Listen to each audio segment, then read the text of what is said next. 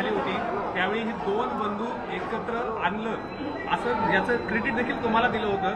दोन शत्रू पुढे उभा राहिलं कसं वाटतंय का कुटुंब जोडल्याचा आनंद आहे? असं आहे की ते एकत्रित आले याचा मला आनंदच आहे. ते एकत्रित येण्यामुळे फार काही घडेल राजकीयदृष्ट्या असं जर कोणाचा समज असेल तर तो बाळबोध समज आहे. आणि मी म्हणजे आता असं सहज माझ्यासमोर टी व्ही चालू होता म्हणून मी आपलं बघत होतो तर काही माध्यमं तर असं दाखवत होते की जणू काही रशिया आणि युक्रेनचीच युती होते आहे. इकडनं झेलेन्स्की निघाले, तिकडनं पुतीन निघाले आणि आता ही युती झाली. मला असं वाटतं की कुठल्याही एखाद्या पक्षाला निवडणुकीतलं आपलं अस्तित्व टिकवण्याकरता जे काही करावं लागतं त्या दृष्टीने दोन पक्ष जे अस्तित्वाकरता लढतात त्यांनी केलेली युती आहे. त्यापेक्षा पलीकडे त्याच्यामधनं काही फार अन्वयार्थ काढण्याचं कारण नाही आहे. याने फार काही परिणाम होईल असं देखील मला वाटत नाही.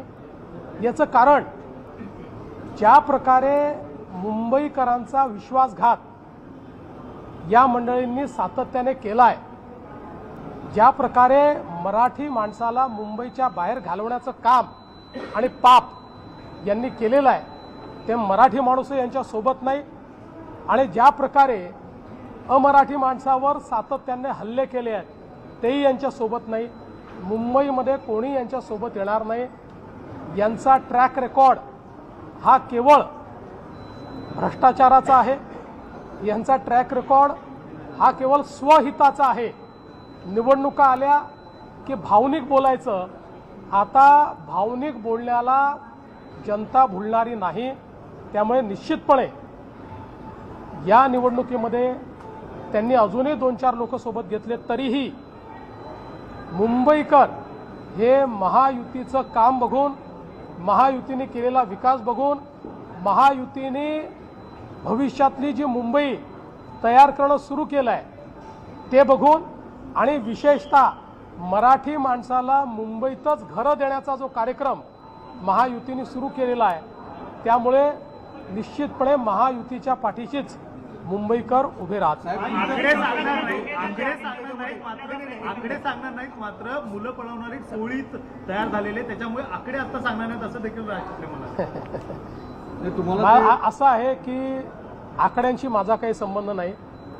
त्यामुळे त्यांच्या मनात काय आकडे आहेत, ते कुठे आकडे लावतायत, मला त्याच्यात इंटरेस्टही नाही. एवढंच आहे की म्हणजे ज्या प्रकारे ही पत्रकार परिषद झाली त्याच्या पाठीशी जो हाईप तयार केला होता खोदा पहाड और चूहा भी नहीं निकला. तुम्ही दिला होता कटंगे आणि बटंगेचा नारा तोच त्यांनी आता घेत आहेत आणि त्यांचा असा दावा आहे की मराठी माणसावर ही परिस्थिती आलेली मुंबई तोडण्यासाठी. पुन्हा एकदा सांगतो, त्यांनी लक्षात घेतलं पाहिजे ते म्हणजे मुंबई नाही, ते म्हणजे मराठी नाही, ते म्हणजे सर्व काही आहे. हा जो काही त्यांचा गर्व आहे, हा जो काही दुराभिमान आहे, या दुराभिमानामुळेच मुंबईकर त्यांच्यापासून दूर गेले. कारण मुंबईकरांना सेवेकरी हवे आहेत. मुंबईकरांना त्या ठिकाणी राज्य गाजवणारे आणि स्वतःचा फायदा पाहणारे नको आहे.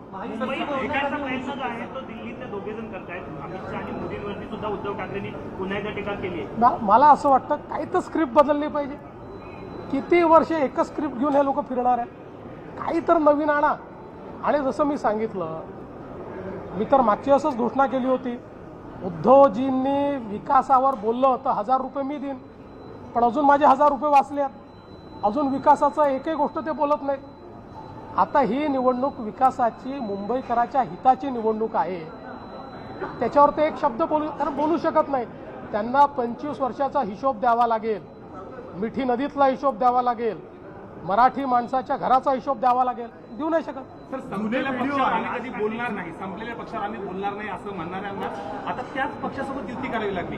20 वर्ष एकमेकांकडे गेले नाहीत, भावनिक आवाज म्हणतायत, मराठी म्हणतायत, एकंदरीत सगळं कसं बघतायत? मुळात तुम्हाला क्रेडिट पण तेच देतात की तुम्हीच एकत्र आणता. बघा, आमच्या नवनाथ बदनी परवाच याचं अतिशय सुंदर विश्लेषण केलेलं आहे. हा भीती संगम आहे, हा प्रीती संगम नाही. दुसरीकडे जुने व्हिडिओ आहेत, त्या जुन्या व्हिडिओच्या जुने जे व्हिडिओ आहेत त्या जुन्या व्हिडिओच्या संदर्भात तुमचं सुद्धा म्हणताय, तुमचा पण एक व्हिडिओ आहे की आणि व्हिडिओ तुमचा आहे असं आहे. व्हिडिओ तर काही तयार करता येतात, पण एक गोष्ट स्पष्टपणे सांगतो, अख्ख्या दुनियेला माहिती आहे देवेंद्र फडणवीस पैदाच हिंदुत्ववादी झाला, हिंदुत्वात पैदा झाला आणि हिंदुत्वातच मरेल. फक्त मतांकरता भगवी शाल घालणारे आम्ही नाही, फक्त मतांच्या करता रोज मत बदलणारे आम्ही लोक नाही. आम्ही हिंदुत्ववादी कालही होतो, आजही आहोत आणि उद्याही राहू. आमचं हिंदुत्व जनतेने पाहिलेलं आहे आणि त्यांना ते मान्य आहे. परप्रांतीयांना देखील आता मुंबईकर म्हणा असं देखील आता सुरू झालेला पाहायला मिळतं. गेल्या काही वर्षांच्या प्रेसमधून जवळपास दिसून येतं की परप्रांतीयांना परत एकदा प्रत्यक्षरित्या मराठीचा मला आनंद आहे. किमान निवडणुकीत मत मिळवण्याकरता तरी आता त्यांनी आपलं मत बदललेलं आहे, नेहमीप्रमाणे पलटी मारलेली आहे. पण ही जी मारलेली पलटी आहे ती सुखावं आहे, त्यामुळे त्याच्यात त्यांनी तसंच राहावं. उद्या पुन्हा त्याच्यात बदलू नये. पण शेवटी जुनी पापं तर आहेत ना, ती लोकांनी बघितलेली आहेत. जुनी पापं धुता येणार नाही. काही मंत्री खास करून नितेश राणे किंवा असे मंत्री हिंदुत्ववादीकडे सगळी भूमिका घेऊन कुठेतरी ह्या सगळ्यांना पोलराईज करतायत आणि यामुळेच भाजपला फायदा होईल असं देखील एकंदरीत सूर त्यांनी सांगितलं. असं आहे, मुंबई आणि महाराष्ट्र हा हिंदुत्ववादीच आहे. जे लोक हिंदुत्ववादापासून फारकत घेतील, जे लोक त्या ठिकाणी लांगुल चालन करतील, त्यांची काय अवस्था होते हे विधानसभेच्या निवडणुकीत त्यांनी बघितलेलं आहे. आम्ही हिंदुत्ववादी होतो आणि आहोत. आम्ही संकुचित नाही आहोत. आमचा हिंदुत्ववाद हा केवळ पूजा पद्धतीवर आधारित हिंदुत्ववाद नाही आहे, तो भारतीय जीवन पद्धतीवर आधारित आमचा हिंदुत्ववाद आहे. या भारतीय जीवन पद्धतीला स्वीकारणारा, भारतीय समाजाची, हिंदू समाजाची जी मानकं आहेत त्यांना जो मानतो, प्रभू श्रीराम हे केवळ देव नाहीत, हे आमच्या संस्कृतीचं मानक आहे. त्यामुळे जर प्रभू श्रीरामांना कोणी मानत असेल तर त्याची जात धर्म आम्ही पाळणार नाही, त्याला आम्ही सोबत घेतलेला आहे. आमचं हिंदुत्व व्यापक आहे, पण आम्ही हिंदुत्व सोडणार नाही, सोडलं नाही. त्यामुळे पलटी मारणाऱ्यांनी आम्हाला सांगू नये.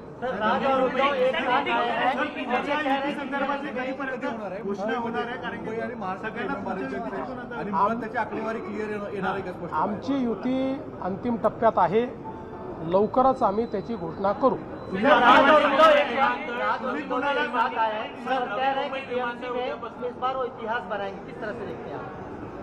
देखिए, हाइप तो ऐसे क्रिएट की जा रही है मानो रशिया और यूक्रेन ही साथ में आ गया और ज़ेलेंस्की और पुतिन बात कर रहे हैं.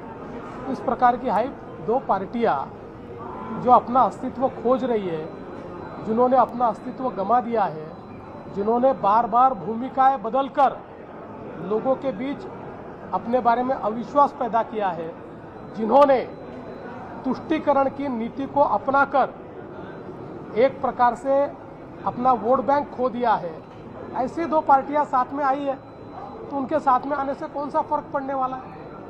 ये तो दोनों अपना अस्तित्व बचाने के लिए साथ में आए हैं. अस्तित्व बचाने के लिए साथ में आकर कोई चुनाव नहीं जीता जाता. जो मुंबई के लोग हैं उन्होंने हमारा विकास का काम देखा है, मुंबई के लोगों ने हमने किया हुआ परिवर्तन देखा है, इसलिए मुंबई हमारे साथ है, मुंबई हमारे साथ रहेगी. हमारी महायुति मुंबई जीतेगी. ये सारी पार्टियां तोड़ने का काम करते हैं, लोगों को चुराने का काम करते हैं. देखिए, उद्धव ठाकरे जी एक बहुत ही निराश और फ्रस्ट्रेटेड इस प्रकार के व्यक्ति है. इसलिए मुझे ऐसा लगता है कि वो जब बार बार वही चीज़ें कहते हैं तो आप भी उसको तवज्जो मत दो और मेरा भी टाइम बर्बाद मत करो. आपके भी साथ नहीं, उनकी हिंदुत्ववादी विचारधारा थी, लेकिन अब विचारधारा पूरी तरह से परिवर्तित है. जमीयत उलेमा हिंद के लोग वहाँ समर्थन कर रहे हैं, बाकी सारी चीजें हो रही हैं. क्या राज ठाकरे, उद्धव ठाकरे पूरी तरह से विचार को बदल चुके हैं? देखिए, मुझे तो अब ये लगता है कि हिंदू हृदय सम्राट शिवसेना प्रमुख बाळासाहब ठाकरे के बाद अब उद्धव जी के पास या राज जी के पास कोई विचार ही बचा नहीं, इनके पास कोई विचार नहीं। ये अवसरवादिता की राजनीति करते हैं। विचारों की राजनीति इन्होंने समाप्त कर दी, इन्होंने दफना दी। विचारों की राजनीति को दफना कर अवसरवादिता की राजनीति करते हैं, इसलिए तुष्टीकरण कर रहे हैं। उद्यापासून एक सेवेत येणार आहे, दिवाणचं नाव हे याची नावाची चर्चा होती, काय नेमकं सत्कार? साहेब, पहिल्यांदा तर या गोष्टीचा मला अतिशय आनंद आहे की नवी मुंबई विमानतळ उद्यापासून सेवेत येत आहे। त्याला लोकनेते दिबा पाटील साहेब यांचं नाव देण्याचा प्रस्ताव महाराष्ट्र सरकारने केंद्र सरकारकडे पाठवलेला आहे। तो प्रस्ताव केंद्र सरकारकडे ॲक्टिव्हली विचाराधीन आहे, त्याच्यावरची कारवाई चाललेली आहे। त्या संदर्भात आम्ही केंद्रातल्या सर्व नेत्यांनाही भेटलो आहेत। त्या संदर्भातचं सूतोवाच हे आम्ही माननीय प्रधानमंत्री महोदयांकडे देखील केलेलं आहे। मला विश्वास आहे की त्याला मान्यता मिळेल आणि लवकरच या विमानतळाचं नाव हे दिबा पाटील विमानतळ होईल। कॅबिनेटने नगराध्यक्षांना अधिकार दिलेला आहे मतांचा, तो नेमका का आहे आणि त्याचा उद्देश नाही, असं नाही। मुळामध्ये एक कायद्यामध्ये त्रुटी अशी राहिली होती, एखादा व्यक्ती हा नगराध्यक्ष म्हणून निवडून आला आणि नगरसेवक म्हणूनही निवडून आला तर त्याला एक पद सोडावं लागत होतं। त्यामुळे आज असा निर्णय करण्यात आला आहे की तो नगराध्यक्ष आणि नगरसेवक दोन्ही राहू शकतो, पण त्याला मात्र एकाच मताचा अधिकार असेल। तो दोन व्यक्ती म्हणून राहणार नाही, नगरसेवक म्हणूनच तो मतदान करू शकेल। अर्थातच समजा समसमान मतं आले तर कास्टिंग वोट हे अध्यक्षालाच असतं, त्यामुळे त्याला एका मताचा अधिकार असेल एवढंच सांगितलं। छत्रपती संभाजीनगरमध्ये रशीद मामूनला घेतल्यामुळे कुठेतरी एक राजकारण पाहायला मिळतं, कारण की ज्या पद्धतीने पाकिस्तानच्या घोषणा वगैरे सगळ्या झाल्या होत्या, दंगल घडवली होती आणि आता त्याला पक्षात घेतलं। म्हणून तर आमच्या अमित साटमनी सांगितलं मामूनच्या पार्टी आहेत म्हणून। सर इसरो के ऊपर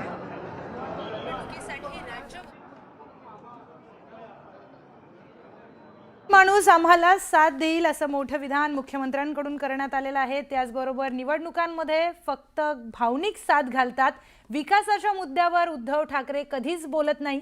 मी अजूनही वाट बघतोय उद्धव ठाकरे कधी विकासाच्या मुद्द्यावर बोलतील, असं देखील वक्तव्य मुख्यमंत्र्यांकडून करण्यात आलंय।